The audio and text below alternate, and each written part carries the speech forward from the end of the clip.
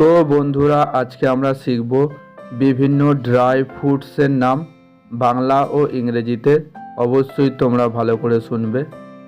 কাঠবাদাম, কাঠবাদামকে ইংরেজিতে বলা হয় আলমন্ড। কাজু বাদাম, কাজু বাদামকে ইংরেজিতে বলা হয় ক্যাশু। আখরোট, আখরোটকে ইংরেজিতে বলা হয় ওয়ালনাট। পেস্তা, পেস্তাকে ইংরেজিতে বলা হয় পিস্তাচিও।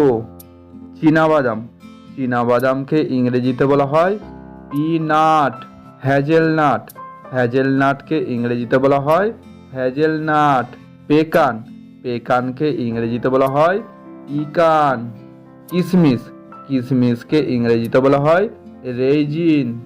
কালো কিশমিশ, কালো কিশমিশকে ইংরেজিতে বলা হয় ব্ল্যাক রেজিন।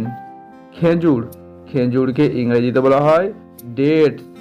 ডুমুর, ডুমুরকে ইংরেজিতে বলা হয় ফিগ। এপ্রিকট, এপ্রিকটকে ইংরেজিতে বলা হয় এপ্রিকট। শুকনো বড়ই, শুকনো বড়ইকে ইংরেজিতে বলা হয় ড্রাইড প্লাম। তিল, তিলকে ইংরেজিতে বলা হয় সিসামে সিডস। সূর্যমুখী বীজ, সূর্যমুখী বীজকে ইংরেজিতে বলা হয় সানফ্লাওয়ার সিডস।